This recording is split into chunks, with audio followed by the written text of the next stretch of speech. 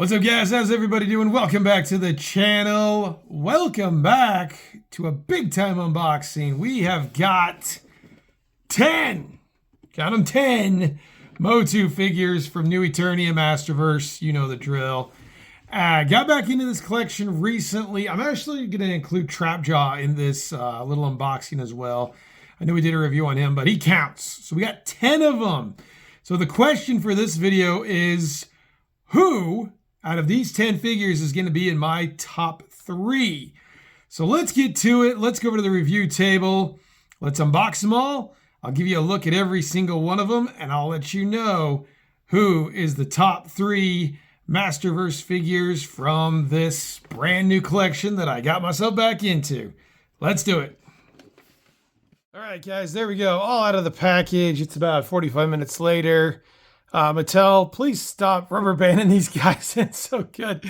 It took a while to get these guys out, but there you go. As promised, 10 Masters of the Universe, Masterverse, New Eternia, whatever you want to call them, figures. All really solid figures. I just got back into this line a couple weeks ago, and there are some, honestly, there's not a bad one in the bunch. It's going to be hard to pick 3, but we're going to start it out and see what we can do. So, it's all going to be one take. Let's go ahead and get going. Number 10 for me is going to be Sunman. Now, Sunman is a great figure, as I said. All these figures are great figures. But Sunman, I mean, he's just probably the most plain out of them all. One thing I will say about him, though, these wings are freaking fantastic. They're like double articulated. And man, they're super cool. He doesn't hold his shield very well. As you can see there, we might just go ahead and take that. Well, we'll just go ahead and leave it on. But the wings articulate very nicely. And it's a good head sculpt, but this is a little bit of an older figure. And the new ones are really just kind of trouncing it right now. So, not a bad figure. But Sunman's going to get number 10. I got him for 11 bucks on Amazon. So, I mean, you can't go wrong with that. But there you go. Sunman, if you get him cheap, definitely recommend him. He's going to come in at number 10. So we'll set him aside. All right, number 9. I mean, this is tough. This is not an easy thing to do. Number 9, as much as I love him, I'm going to go ahead and give it to Zodak. Now, again, this is a really good figure. One problem I do have, though, we'll go ahead and take a look at the back of him. These shoulder pads kind of take up the space where his staff would go. If we were to break his staff apart, that's where it goes. So you can't have the shoulder pads and the staff. You can't have them all complete. That's the unfortunate part. I don't think the engineering was thought through by Mattel on that part. So that's what I'm upset about with Zodak. Other than that, great likeness, great paint. As you can see, the head sculpt's done very, very well. Like the gun. Pinless joints, which is also good. Does have a little bit of a deep cut there on his thigh. Also, not a huge fan of that. Feet look good. And that's really the biggest thing with Zodak. I just think there's figures that are a little bit better than him in this group. So we'll go ahead and give Zodak number 9. But still a great figure.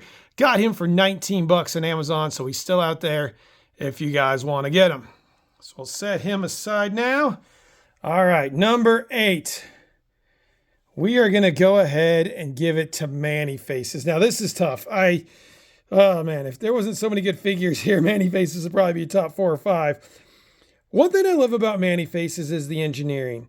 The engineering is very well done. I'll kind of give you guys an idea of what I mean by that if we can get his helmet off. Take the helmet off, and as you can see, all the faces are there.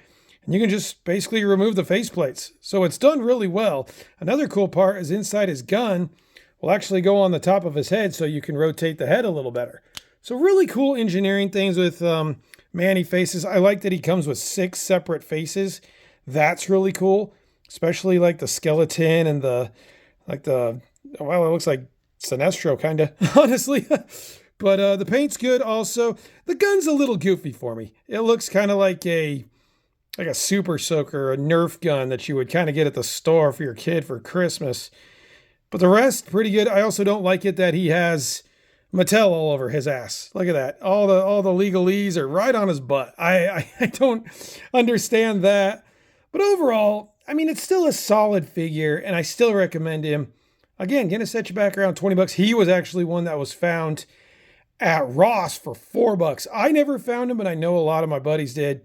So the Ross thing's kind of dumb, but you know, check them anyway. You might be able to get them for $4. But number 8 is going to be Manny Faces. All right. With the rest of these guys, this is kind of nitpicking. It's so tough. We're going to give the next one to HeMan. This was the 40th HeMan. He would have not been out this close. But this is a great HeMan, honestly. There's not a damn thing wrong with this HeMan. He's just not as good as the rest of them. Again, great look. I love the battle armor. I actually prefer this one much, much more over the new Eternia one that's coming out. I think this one looks a lot better. He's got more weapons. He's got the power sword. He's got the shield. He has armor that's removable. I think this is a better figure from what I've seen than the one that's coming out in the next couple of months in the new Eternia line. But again, the power sword, phenomenal. The face sculpt is pretty good. It is weird to see He-Man with a beard. That's kind of odd. He also does come with a removable plate there for the battle damage, which is great too. And then also an added little dagger down there along with the axe. Nice detail, got some battle damage, and really a well done figure. Of course, the shield can be put on his gauntlet there. The shield can also be stored in the back. So that's a nice touch as well. Not a bad figure at all. He's just not quite as good as all these sweet looking bad guys behind him. So there you go. Battle armor He-Man will take number 7. All right. This is like impossible. I mean, this is super tough because we have just some amazing figures here. But I'm going to give this one number 6. Is going to go to this brand new Man-at-Arms. This is a new Eternia Man-at-Arms. Comes with 2 different parts to his club there. You got one with a ball and chain now, and then just a regular. The one knock on this figure is, much like the first version, this armor kind of gets hindered. If I turn his bicep this way, the armor goes with it. So you almost have to kind of leave it like that. I've only messed around with him a little bit, but I think that's just kind of a pain in the butt. The one thing I will say about him, the head sculpt's great. As you can see, that's Man-at-Arms. Helmet's removable. I believe the helmet's removable. Okay, maybe it's not, but he does come with an alternate head sculpt and another helmet. So you actually could army build this guy for new Eternia Warriors. So that's really cool too. I like that part. These new Eternia figures, the new ones from late last year, early this year, they feel more solid. They feel like they're a better type of plastic. They look a little better. You can kind of tell the difference between late last year's figures and the newer figures. This has got great articulation. The orange is great. Very, very well done figure. Again, just kind of nitpicking him because he's just not quite as good as all these nice bad guys back there. So there you go. Man-at-Arms, next on the list. All right, number 5. I mean, how do you pick out of this group? How... Oh, man. I think we're going to have to go and give it to old Skeletor, honestly. Again, a great figure. The problem with this Skeletor is that, one, this staff of his weighs a ton, and it kind of stretches out the hand. Also, I don't like the sword he came with. I'd like to see a purple power sword. His actual sword from the cartoon. I'd like to see that. The alternate head sculpt's fantastic. This head sculpt, to me, is perfect. The texturing is perfect. Lot of good things. The other thing holding it back is Mattel didn't take the time to paint his claws. Those need to be painted black. I'll do that on my own. Same thing with the hands. Those should have been painted as well. So really the sword and just minor details kind of hold this one back. So that's really the biggest problem. I do like the added addition of the cape. You can also remove that. So that looks really cool too. But those couple little things, if those were fixed, we would have had definitely a winner there. But Skeletor is going to go ahead and take number 5. All right, coming in number 4. Oh boy. Yeah, I'm actually going to go Beastman. And again, so nitpicky on this. This is an amazing, I got this guy for $17. And this is an amazing figure because you can have him with 2 different looks. He's got a huge club. All the armor is removable. You can remove this shoulder armor, put on the classic armor, and it's just an insane figure. I love this figure. There's really no problems with it at all.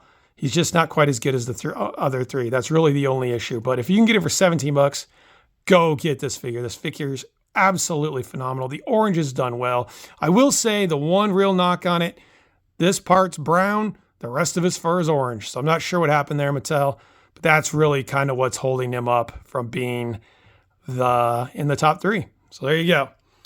All right, so there you go. There's our top three. We've got Faker, Merman, and Trapjaw, all newer figures. If I have to put these guys in order, we're going to go ahead and do Merman at number 3. Again, a great figure. This is exactly what we want with a Merman, exactly what we need with a Merman. Updated, doesn't look like that trashy-ass Masterverse one that we saw early on. This thing is nearly perfect. Again, it's a newer figure. You can feel it in the plastic. The likeness is fantastic. I love the sword. I love the armor. Phenomenal figure. So he'll take number 3. We'll give Trapjaw number 2, because again, he is just ridiculously good. They did him a great service by fixing the mouth and making him more classic. The sword's cool. He can store all his weapons, which I absolutely love. And really, there's not anything bad to say about this guy other than his gun was a little bent out of the package, but that's about it. So Trapjaw, number 2.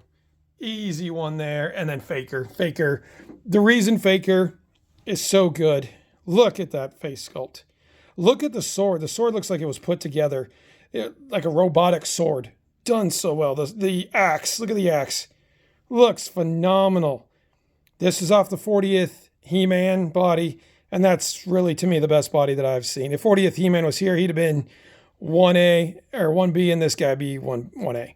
So Faker's definitely it.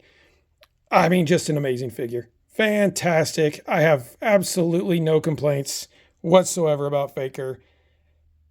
All the rest are good, but honestly, he was my number 1 as soon as I opened him. There is just no one that's going to take his place. So there you go, Faker. You're number 1 on the podium.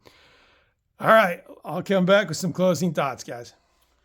All right, guys, there you go. There's top 3 out of the 10. I'm very, very happy to be back in this line. I was kicking myself for a while, getting out of Masters, and no more. I won't say I'm all in on Masterverse, but anything that kind of looks this good, I'll be in for. Ram Man, multiple others. I know there's more than I'm. Slushhead. Slushhead looks great. So happy to be back in this line. You'll see more of this stuff on the channel. And Faker, I can't recommend him enough. He's a 9.5 out of 10. A wonderful figure, so go get him if you can. Hope you guys enjoyed the video. A little bit different. If you did, comment, like, subscribe. And I will see you guys on the next one. Later.